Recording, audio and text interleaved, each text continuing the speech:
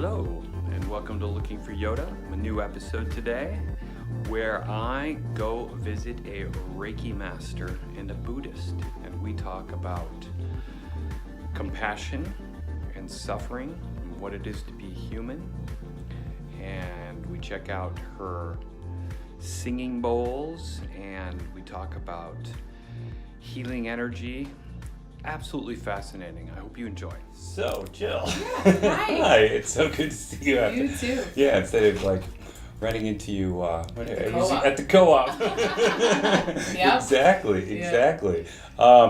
So I've put together this Looking for Yoda, and I think I kind of sent you some of the ideas behind it, but it's just I'm looking for people's connections to, the flow and different cosmic connections that they have to in their life, like singing bowls, all kinds of stuff. So I know that you practice Reiki, and what are some other things that you practice? So Reiki is my main focus. I do the sound healing, and then I blend also like foot reflexology, some massage and body work, and I'll do like oracle cards for people, essential oils, but mostly it's all Reiki, and then I'll infuse things based on what's needed for that person. So if they need musculoskeletal work, we might incorporate massage, but sometimes it's emotional stuff that could create that sort of physical ailment, and so then Reiki might just be needed. And so I also have a Dharma practice, and so I practice Tibetan Buddhism as well. So that's my spiritual practice, kind of my base that really keeps everything together. Yeah. And then I keep it pretty simple. I have studied, other things before, but Reiki is really my core practice and what I really like to do, and I've been doing that for 16 years now.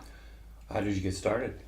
So a friend of mine had referred me to try it out through somebody that she knew probably when I was in my early 20s, and it was for kind of stress, work stress, job stress, relationship stress, and I was feeling depressed and anxious and having stomach aches.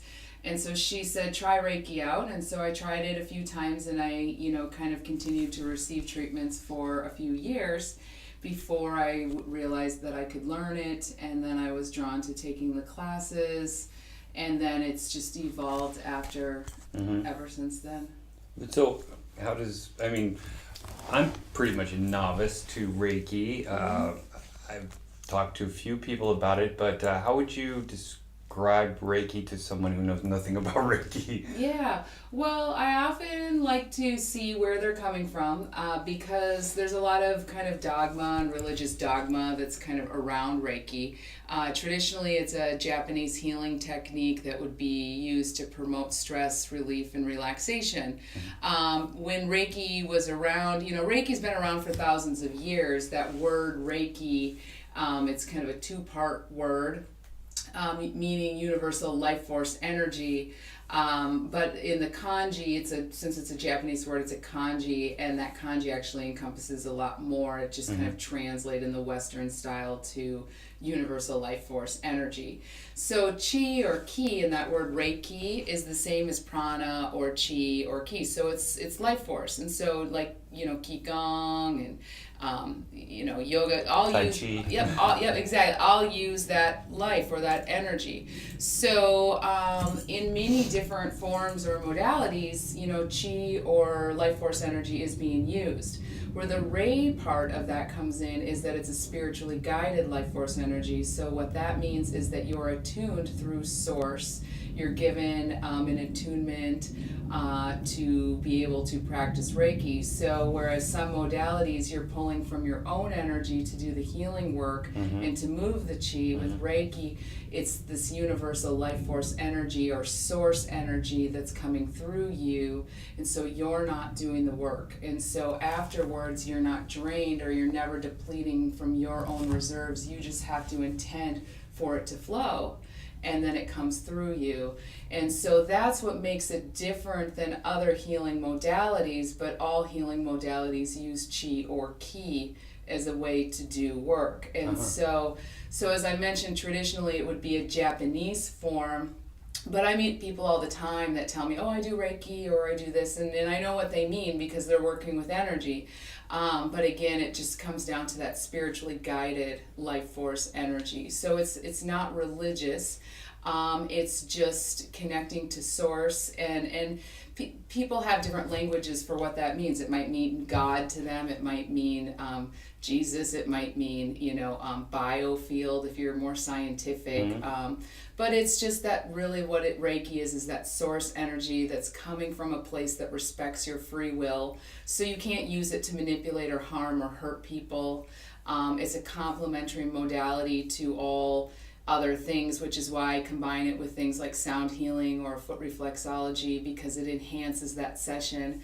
And then it's used in places like hospitals and things because nurses can use it to help with, especially with that stress and relaxation component. We never use it to diagnose or to replace any sort of a treatment. It's just generally enhances things in a lot of different scenarios. It's like a Reiki effect, and so what happens is somebody goes in with some sort of a condition and they receive Reiki and the same treatment, and they generally do better or heal faster given the same things that somebody else might have. And then medical professionals will say, I don't really know what happened, and it's like it's the Reiki, that's and so that's where we can bring that in. But there's been a lot of medical documentation, and people have been studying this and writing up stories and information for many years. Right. Wow. Holy cow! I definitely came to the right place. The source. So. Tell me more when you talk about, what do you mean by the source? Well, source would be you were describing it like it could be like people might think of it as like God or... Yeah, when you practice something like Reiki, I mentioned it's not religious, but there's spiritual components to it. And so one of the things, ways Reiki is that it works is you have to believe that it works, and you have to have intention that it will work. So if you're the practitioner or the teacher, you have to have that intention that that this is going to work. And how about the person you're working on? And they they don't have to necessarily believe that it works or not. They just have to be open to receiving it. So if they're like don't do that, then they would be kind of closed off. They wouldn't be open to receiving it. They don't actually need to know how or why it works, or even fully believe in it. But the more you're open to receiving it, the more you will receive it. Yeah, we were talking about the source. Yeah, okay, so the source. And so then that source energy, and so that, is coming from, I guess, everybody has a different word for it. And so because we don't actually know or have any proof of what that is, people would call that, they have different names for it. And so it could be source energy, it could be, heaven, it could be God, and then there's a... And you said did you say biofield? What does that mean? Well, a biofield is like that energy that surrounds us in science, and so when science measures energy or these sorts of modalities, they check for your biofield. Right. They don't call it, they won't call it, something else, and that's how they measure that. And so in science, there is a technical term, which would be biofield. And there's biofield healing out there and stuff too. Yeah. And that kind of is just referring more to people who want more of a science-based, there's actual analysis on that and stuff. I don't know a ton about biofield. I just I don't study that particular healing. I just know that that's another name that some people might feel comfortable with. So when we do Reiki and we talk about source and where this energy is coming from, source, you have a duality in your mind, and your mind automatically comes up with a picture as soon as I say that word source. You come up with what it is. Strange. I'm picturing kind of like a whirlpool of light. Exactly. That's exactly right. And so some other people might see a picture of Mother Mary pops up. That's my source of energy. Yeah.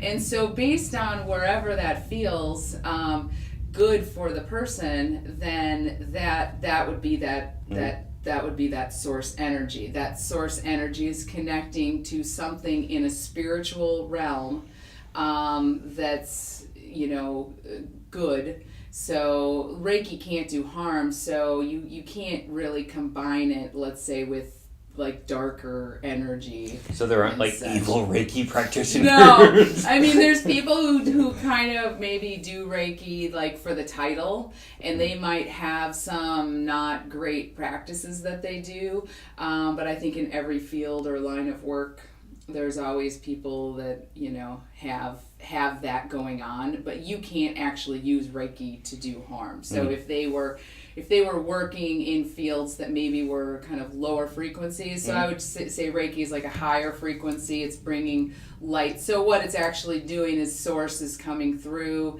and then when I put my hands on somebody, let's say, the Reiki assesses like where they would accumulate negative energy, or it's called byoki. And so the Japanese word would be byoki, which is negative energy, and the Reiki assesses where that would be in the body, and then it will clear it like with light, and then that energy dissipates. So it burns up or it melts away, and then people have different sensations with what's going on. They might cry, or they might have a visual, or because it could heal on physical, emotional, and spiritual levels. And so depending on how that comes through, so I don't even have to know what's going on with the individual.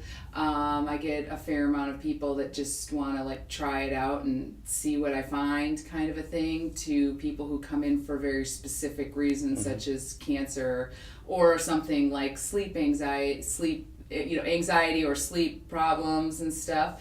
I have, a variety of different things, and people will tell you different things about themselves, and then often what happens is I just put my hands on the person and they can feel, or they'll start to see light like coming through them, and then the energy, they'll feel it going through their body, and then it'll travel through, so it's coming in through your aura and then through your chakras, and then it moves through the meridians. And so you don't have to be working where the injury is. And so I can often just have hands on the head for half an hour. People will feel it going all the way to their toes and all over, and like, oh, that was that old, sciatic injury I didn't remember I had for 5 years, and they'll feel it going to different parts of their body and stuff because it's working through those meridians. And then in a way, the visual would be that, you've got this light coming in and clearing out the congestion, or the, the smoke, or the black smoke, the negative energy that would be in there. And then it's going to take that out and fill it up with light. And then your mood changes then. And so then those negative energies or feelings dissipate.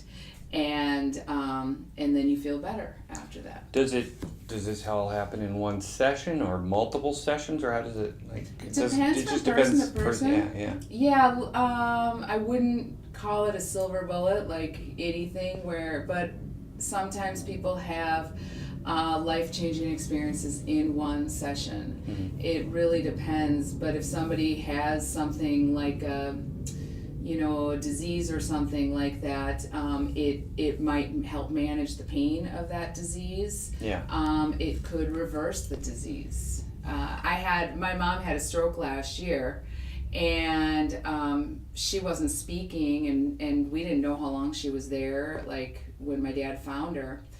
And the night before, I had a dream that my dad had this brain swelling, and I was like, and I called and stuff, and then he was like, we think mom had a stroke and has brain swelling. So I was like, okay, so I knew right away. And in the dream, I went and gave Reiki. So I got to the hospital and I was giving her Reiki, and like she wasn't moving or talking for a couple of days.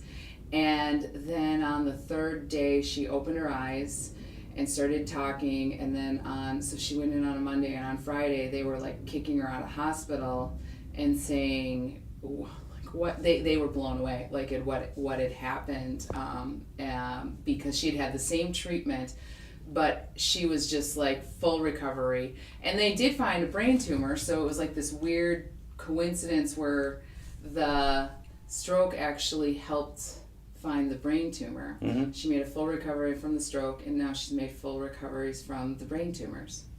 And she's in her 70s. Yeah. And she has, she's got like high blood pressure medication, cholesterol. So she has a lot of general health conditions in general. And so it was like a miracle. I mean, the health professionals, everyone couldn't believe what had happened. So it's like I had received a message before and then knew, okay, I need to go do this. And then I could feel where it needed to go. They couldn't put one of those, sometimes they run something to like break up the clot, and where it was in her brain, they couldn't do that. And so I could feel right where it was, and we were able to like break up the clot just with the energy. Right. Yeah. I think they have I had 2 strokes. I remember that. I was thinking that when I was saying that, I'm like, you had 2 strokes. Yeah, when I was 45, and I remember after the first stroke, they couldn't actually clear the blockage in my artery out in my neck, and it wasn't until a week later when they sent me home on blood thinners and stuff like that, that I had another stroke. And that stroke almost killed me, but at the same time, it actually made it so that they could go in and like an angiogram, and That's they could what go it in is. Yep. and they could put it, clear it out and put a stent in, and wow. I didn't realize I could have come to see you too. Well, see, yeah. Well, then I'm finding out all this. Yeah, I finding know. out all this cool stuff. Yeah. So do you continue to work with your mom? Yeah, I do, and I can also work with her from a distance. So one of the cool things about God, Reiki, you can do I can do distance Reiki, and so I can just visualize her or use like a picture or a prop. Something that so I can connect to her energy and actually send energy to her that way. So when I wasn't at the hospital, I could send energy and I could feel, what I needed to do. So I could be sending her even more Reiki even when I wasn't there, which was, I think, highly beneficial. I do a lot of distance sessions with people as part of my practice, and so then we always talk before and after, and they can always feel it, and pretty profound stuff from what they tell me. Yeah. Who so what about, okay, you practice, where does the Reiki Master get Reiki? Like, where do you go? Where do I go? Where do you go? Well, you have someone that works with you? Yeah, I do have some people that I work with. I think that healing combines a lot of different modalities. I'm sure that part of this whole video project that you're doing is talking about other modalities. I don't feel like there's just one thing that fixes people. I think it's just part of what we need to do. Is our wellness, and at some point either you have some sort of a health challenge or maybe you're always health conscious, but it's important to take care of ourselves, and especially as we're getting older. So I always, like, every month I'm doing things like I get acupuncture, I get massage.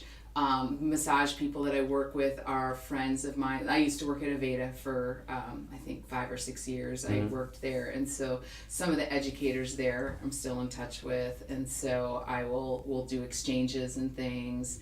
They do Reiki. I do the sound healing here, as you can see, and sound healing is a great self-care because of all the frequencies. And can we talk about sound healing too? Yeah. So how does that work? And so each bowl here that you can see is a different note, and each note correlates to a different chakra, organ, endocrine system, and so forth. And so when you play the note, and so this is quartz crystal. I have also gemstone infused and alchemy infused bowls.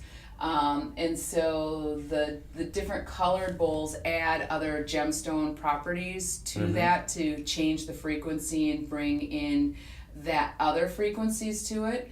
And then the white bowls here, those are quartz crystal bowls, and so they amplify, and then they put sound out. And so depending on which bowl you play for which note, then that will help balance out a different system, organs or chakra or whatever. And so like this bowl on the ground, which you can't see, is a root chakra bowl, and I'll play a little bit and you'll hear it.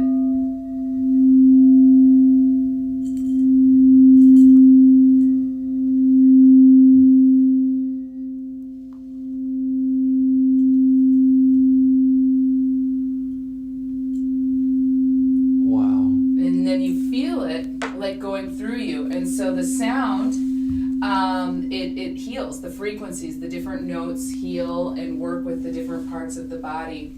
And then the different gemstone properties in there amplify that. And then when you add Reiki to that, then you're adding that Reiki frequency as well. So sound healing is really, really good, as we know, listening to music and going to concerts and songs, like how it makes us feel. And that's the exact same philosophy around sound healing and why we have things like music therapy and a lot of different healing modalities work with sound. So these provide like more of a vibrational frequency of a note with a certain like hertz, 432 hertz, or and then that comes through you, and each bowl would have a different sort of frequency. Do they correspond to musical notes like A, B, C, or okay? Yep. And so this this big bowl, like the root chakra down here, that's a C.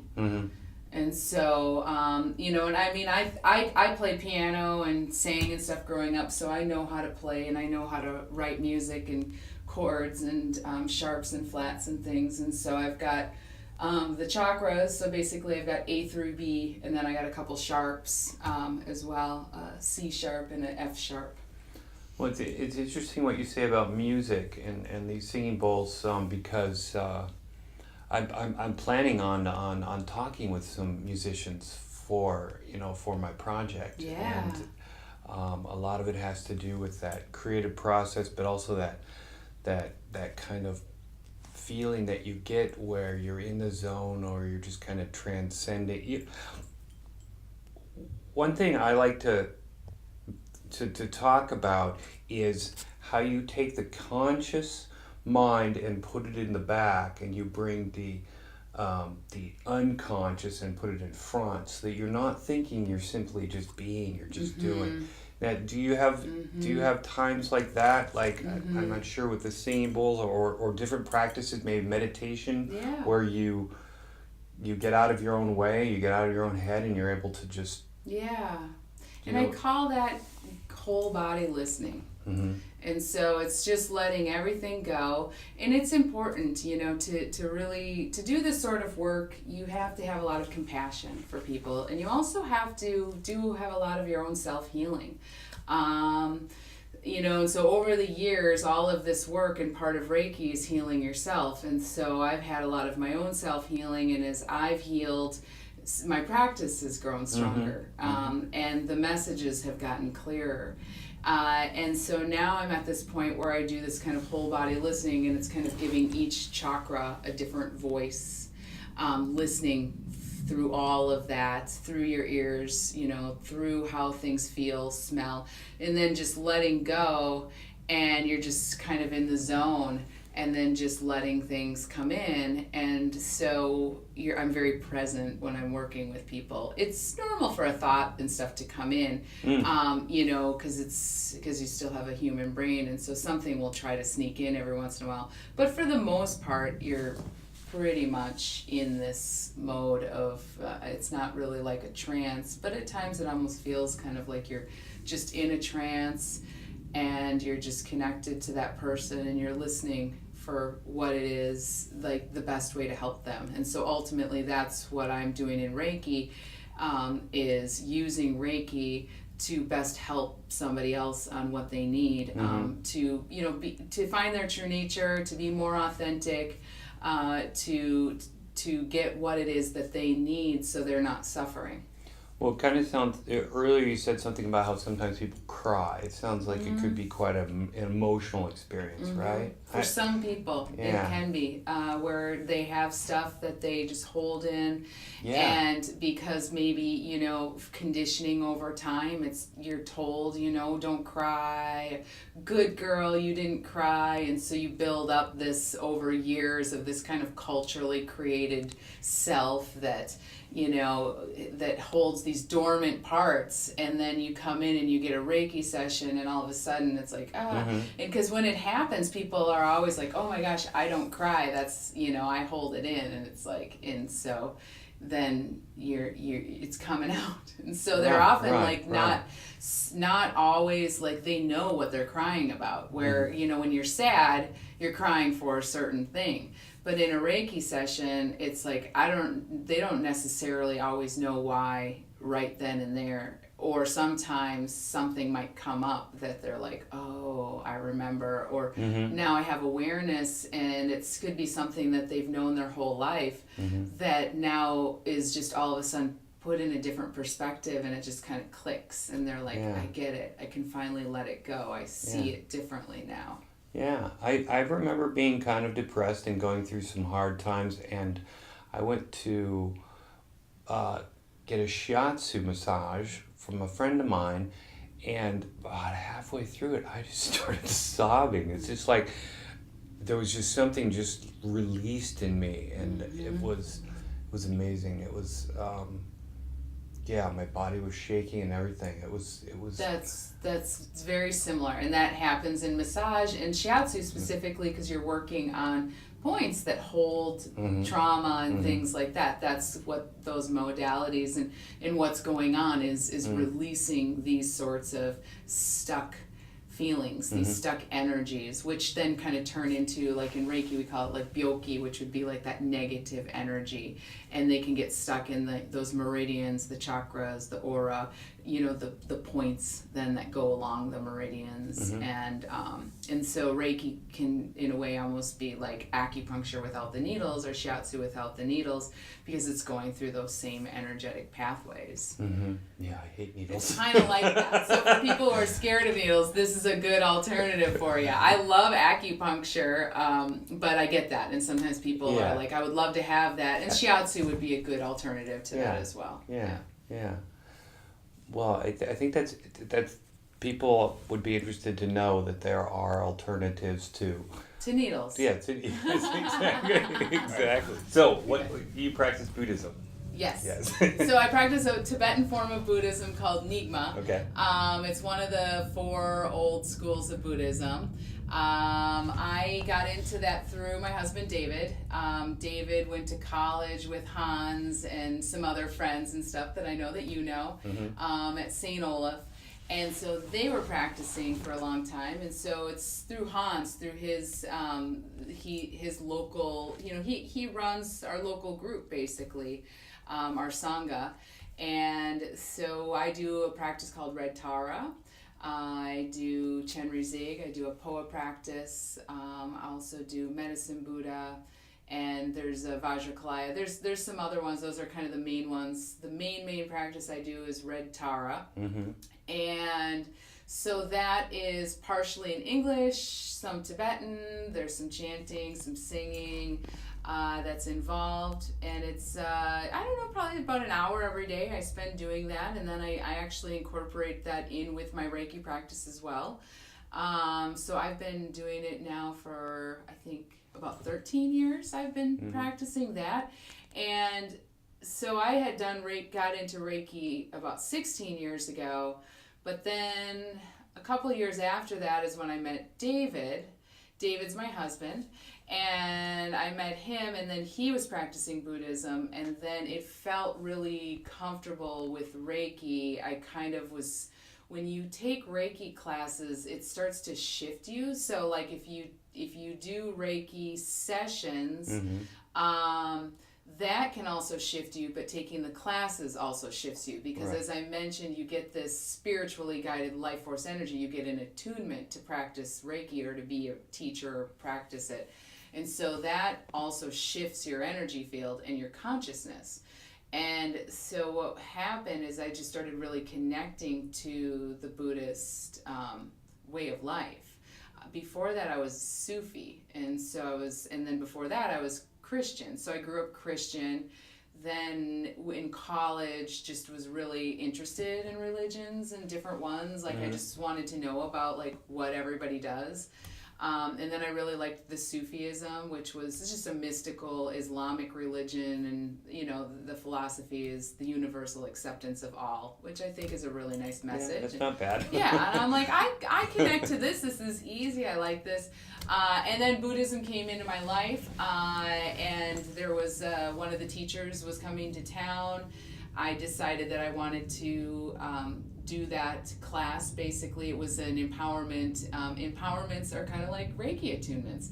You are the teacher, the Lama empowers you, gives you a blessing, similar, passes this tradition to you to allow you to practice that. So in Buddhism, depending on the lineage and what you're practicing, some of the practices require empowerments, which means like to do that practice, you need to receive that blessing from the teacher to be able to do that practice. And so in our lineage, there are some practices like the mantra Om Mani Padme Hum is the universal mantra, and anybody can say that and do that, and that's fine. We do a practice with that mantra, and that those teachings that I've received empowerments for, but in general, that mantra, anybody can say that. And so Red Tara is a practice that you want to have an empowerment, but people can come to these practices and stuff and join in. There's just certain parts of the actual practice that they need the empowerment to be able to do that. Right. So we get together weekly, Wednesdays, then teachers come into town, and so that's my main spiritual practice that I do. It's a very solid foundation for my Reiki practice. Since Reiki comes from Japan, the founder, Usui, the style of Reiki that I practice, Usui Reiki, he was a Zen Buddhist, and so it goes really well with it. Again, I mentioned Reiki's not religious, so you don't have to be religious. You just have to be spiritually open and accepting to it, but you don't have to have any sort of specific religion to practice Reiki at all. You can just trust in that source energy that I talked about, which is Reiki, that source energy, biofield or whatever works. How does Buddhism connect you with the source? So when I do my practice, there's a certain point where you become the deity, so you become Red Tara. And so you're in that higher frame, and so then when I do the practice, then when I work on people, I'm doing it from being in that mind of that enlightened deity of Tara. And so I'll do this practice, and then there's a part where you visualize and you become that deity. And then you dedicate the practice at the end, and then you kind of hold yourself in that space all day of being there, and so you're embodying that mind frame of that Buddha nature mind frame. And then kind of channeling that? And then basically kind of, I mean, more or less kind of moving away from form and duality, and then trying to live in that mindset of non-duality and letting go and just being very present, and then allowing, as you grow with the practice, to embody more of what it means to be a human, having compassion, being generous, freeing yourself from anger and fear and kind of the poisons of the mind, and replacing them with more positive attributes. And so then as you bring in more of that and you have less of the other stuff, you channel higher, you can channel the abilities to do more and to help people more. And sometimes helping people is just saying the right words to them, just knowing how to talk to somebody to change their mind. And with the Dharma and the practice and the Buddhist practice, just all of that information that comes through, sometimes that valuable Dharma information is what somebody needs to hear to help them. So that just doing that practice has helped, but also just bringing my mind frame to a place. So, it's incorporating meditation, and then I'll do some sound healing with it, and resuscitation of mantra, and that mantra resuscitation helps to kind of change the physiology of the brain from thinking about things that can't change anything, and kind of turning it into, when you're doing mantra, you're asking for specific blessing or removing of obstacles and stuff, versus what normally we want to do is just create more obstacles for ourselves. We don't want to, but we do. Our ego generally gets in the way of the things that we want, and then kind of just based on, as I was saying earlier, that kind of cultural conditioning from our families and ancestry and generations that bring us up and tell us this is how you need to be, and then who we really are just gets put under layers and layers and layers.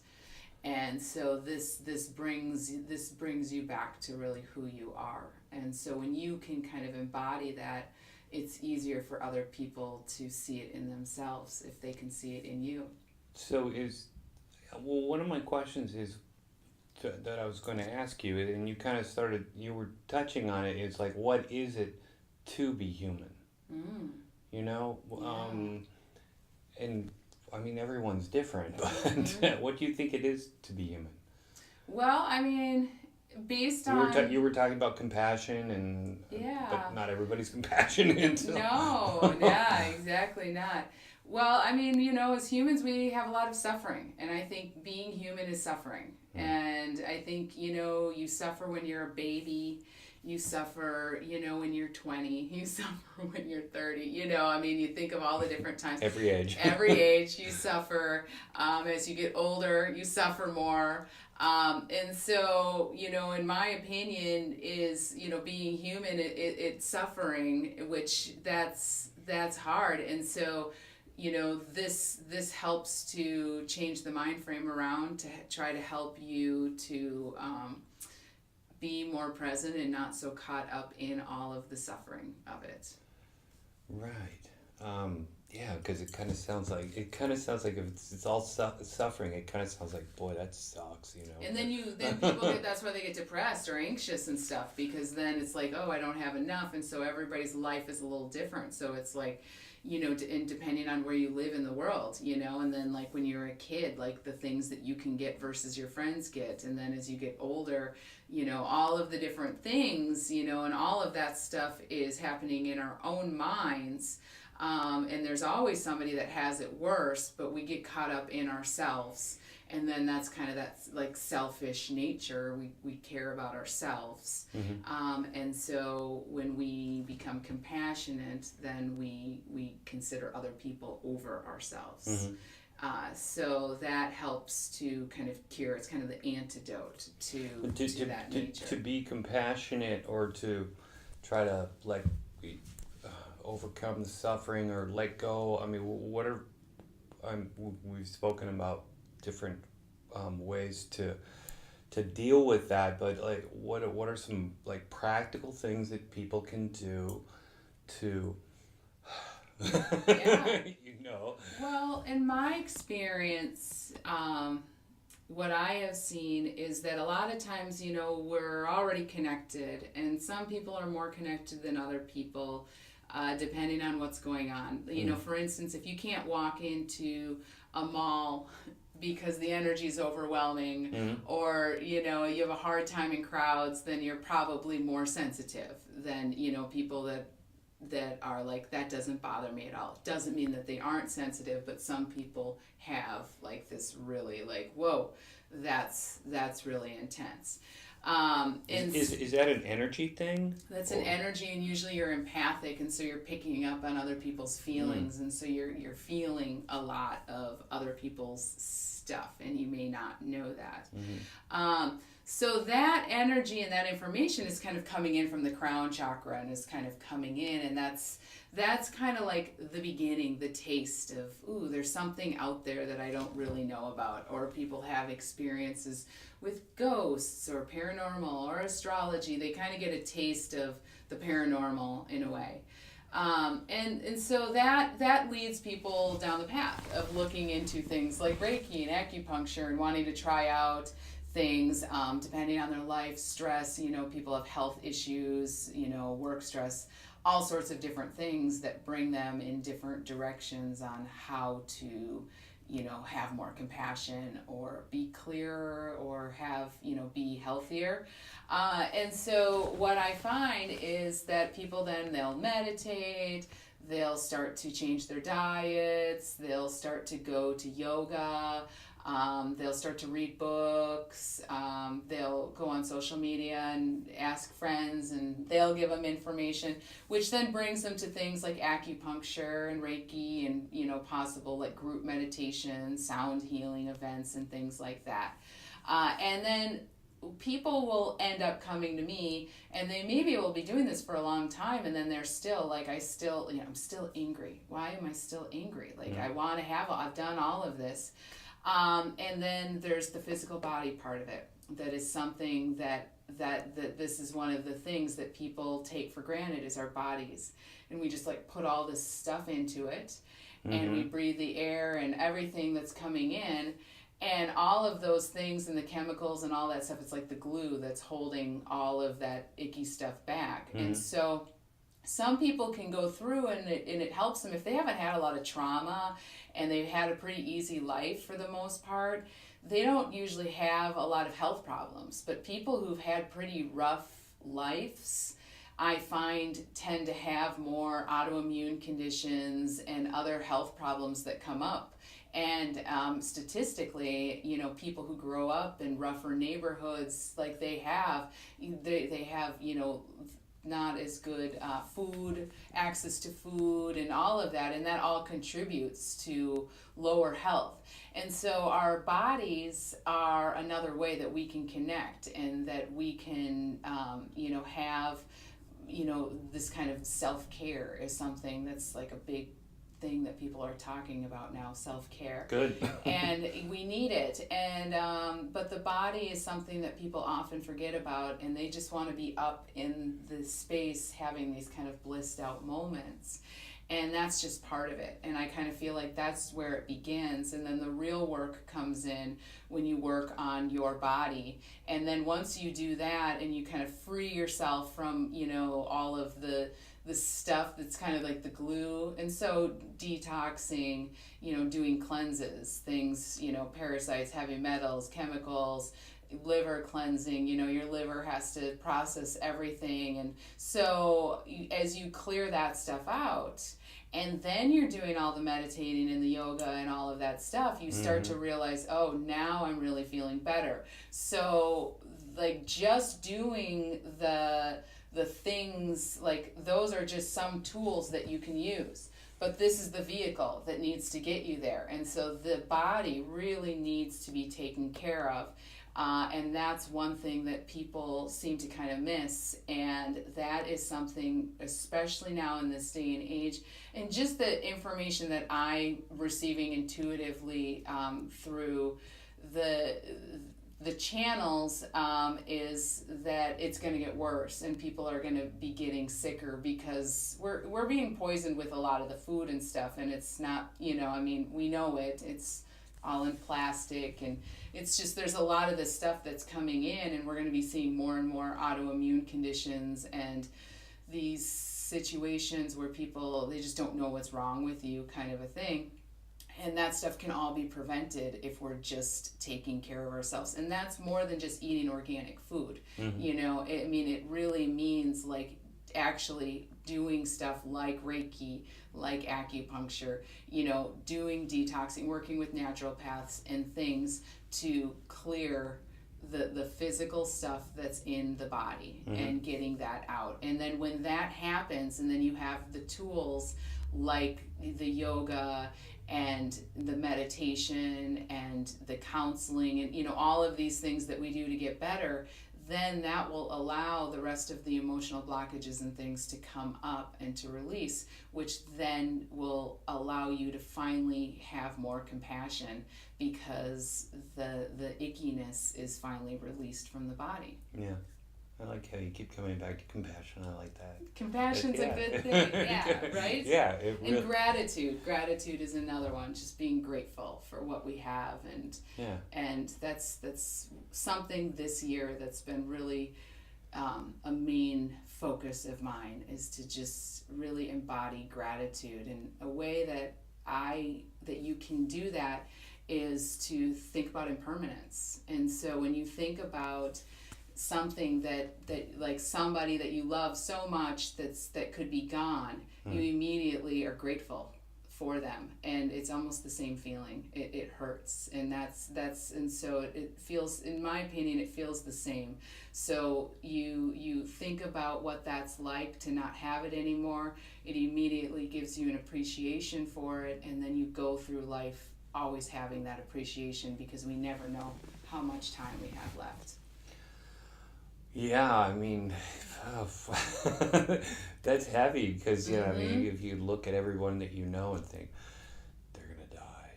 I know. We're all going to die. Yeah, at some point. Yeah, and I guess it would make you appreciate them makes, more. And then it's a really good tool to help you develop more gratitude. And so the more gratitude you have, the more you bring in. And energy is a lot about what you put out is what you get back. And so if you put out compassion, you get back compassion. If you put out gratitude, you get gratitude.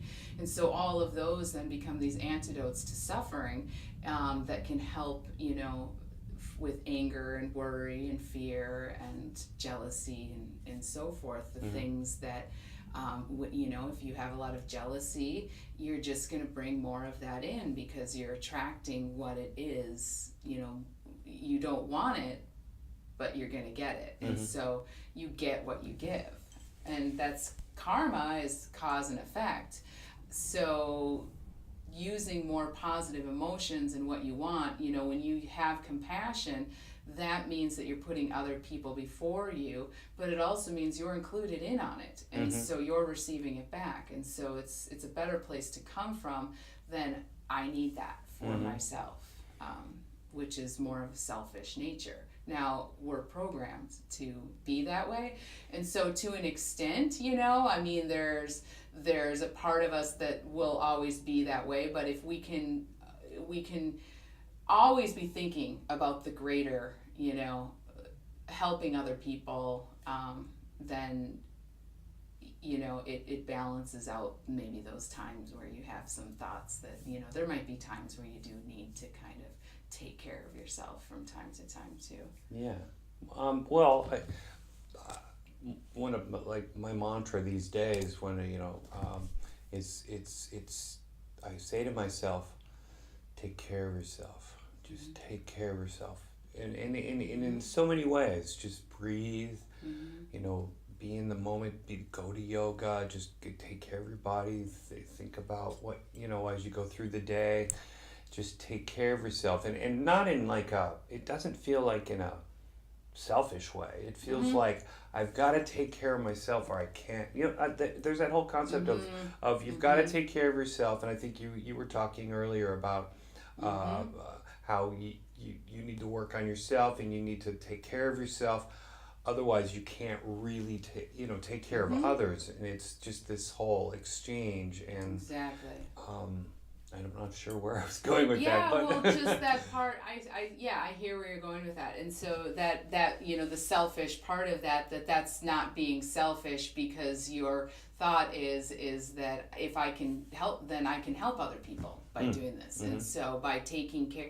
So there's times, as I was saying, where that doesn't necessarily apply, you know, because we do have to do things for ourselves. Right. And then there's a certain selfish nature that when one is only concerned with self, and then there's I have to take care of myself, which is is part of, part of the suffering that we have to do. We have to do that. We have to live in these bodies and do things for ourselves. Right. But as you're doing that, you're improving yourself. By doing that, it inspires other people. Mm-hmm. Because if they see you doing that, then it's helpful. You're doing it for yourself, but ultimately it benefits other people. Right.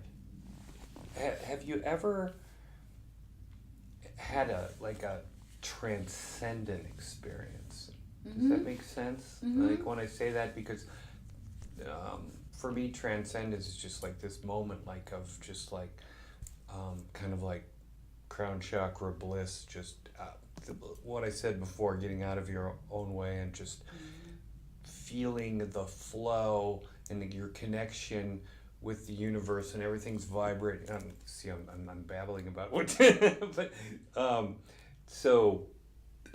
Do you get this feeling sometimes? Yeah, I do. And I would say that in the time that I've been practicing Reiki, in the 16 years, I can maybe say three times. Mm-hmm. I would say it's probably not something that, happens a lot. It's through work, and then you get a breakthrough and you reach that moment. One time it included kind of seeing the white light and crying and just like having what I felt like seeing the light or whatever. It's all I can really explain it, like in a not really feeling like I'm in my body and blissed out and crown that whole thing, like having that actual experience. Other times it's just been visuals of other things that just kind of came through that just shifted out of my existence, that allowed me to just be in that state, but not necessarily, seeing a unicorn, and Jesus coming down on the rainbow. Right. It's Hollywood experience.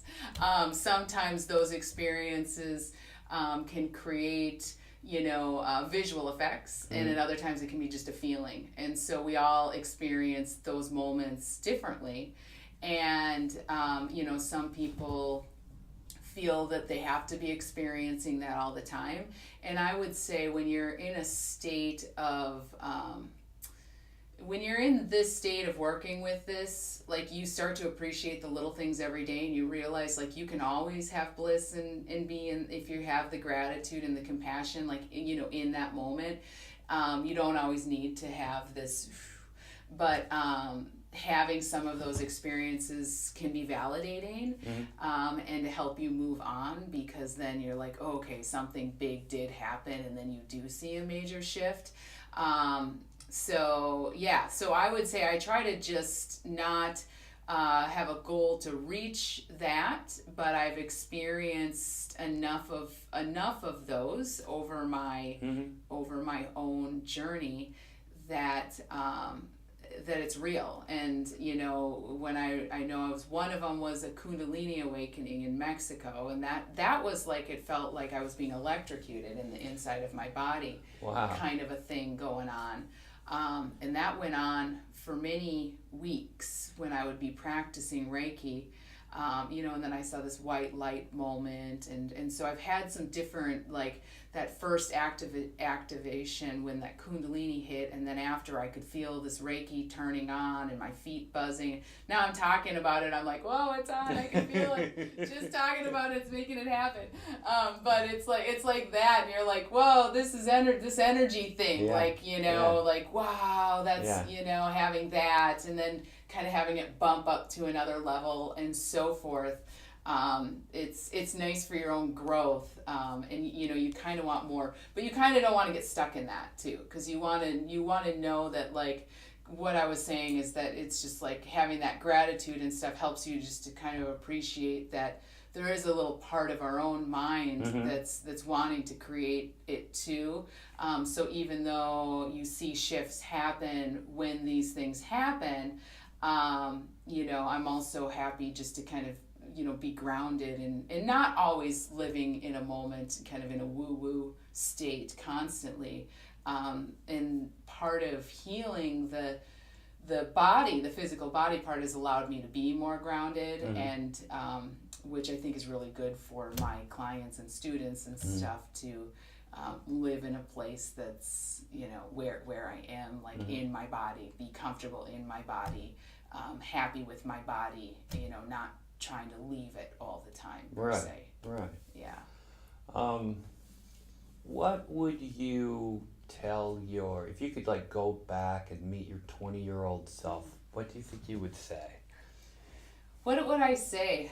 Well, when I found Reiki, I was in my early 20s. Mm-hmm. Okay, let's go back to 18. Yeah. Because I'm like, I actually found it. And so luckily, even though, I think that... Let's just say your younger self before. My younger self. Yeah. Yeah, so I was adopted growing up, and so that kind of, like, I never really fit in, I felt like. And I think that I would probably, have told myself to maybe just be more confident, in myself. I think that's a big thing. And when you go into a healing modality, any sort of thing, confidence is something a lot of people like worry about, like, I'm not good enough, I'm not doing this. And and I always tell people, if you're here, you're meant to be doing it. And so there's something in there that's blocking you and blocking your confidence. And so I think that I would go back to heal that sooner, to give myself a message about that sooner, so I didn't spend maybe so many years doubting. And even though I got into this work, in my 20s, I was kind of a closet practicer, like, ooh, I have, these corporate friends over here, I'm doing this kind of thing over here. There's nothing wrong with being who you are and doing this work, and you shouldn't have to feel like you have to hide it, and that kind of comes with that confidence and stuff. And when you're in your 20s, you're just kind of getting out there, and you just really want to impress people so much and fit in, and you're getting these new groups of friends, and some of your old friends are coming with, and it's kind of a scary time, which is why I had a lot of anxiety and stuff, which is why I ended up going into Reiki. Right. And finding Reiki was because of that. Yeah. And so, but that whole time I had always been picking up and sensing things, just doubted the fact that that it probably wasn't happening, or it was like, oh, that's interesting or whatever. So I think that's what I would do. I'm asking this question of everybody now, because I was interviewing somebody and they asked this question of me, and I was like, nice. Whoa, and that is, what do you think your superpower is? My superpower. That's a good one. That's funny, because we were talking about this. I was in Hawaii doing a Reiki training in December, and one of my teachers was telling me, if you get to a point, you can have superpowers and stuff like that, and I'm like, I'm gonna get that far and I have superpowers. Well, sometimes I astral travel and do healing work in my dreams. And like recently I went to, it looked like South America, and worked on a baby. So that's kind of cool, because you can like fly, and then you can do things. And they say like a lot of people who do healing and energy work will do it in the dream time too, and not always remember. Is this like you consciously put yourself in the dream state, or is this like when you're asleep, or sleep, is this like... And then I'll wake up in the sleep, and then I'll be like flying, going somewhere, and then I'll end up somewhere and be doing Reiki on somebody. And so I don't like consciously do it. It's just like somehow my body or my soul or what spirit is, it's going somewhere. And so that's pretty cool. I know that at times, I don't want to say I can medically diagnose people, but when I touch people, the things that I can feel, I can often tell like where disturbances are in the body and the organs and things like that, and pick up. And then I also have kind of mediumship, and so a lot of people's loved ones come through me and stuff, and then with messages and things like that. So I've seen a few miracles. I've helped a few people, like my mom, bringing her back. Another individual, heart attack. I've brought a fish back from almost near death before. So there's a few things that, like, and then these things don't happen all the time, because it's kind of like that transcendence where you're like, it can't happen every day, but on the most part, I'm just kind of helping people. I would really say, like, be more authentic and who they are, to try to help them get back in touch with who they are and what they're meant to do. But on another scale, I've seen some pretty amazing things and have had some really cool experience. I've worked with, thousands of people over the years. And so I've got a variety of different, kind of woo-woo stories to, just great, I feel great, sort of a thing. So, yeah. Wow. You sound very lucky. That just sounds so cool. So cool.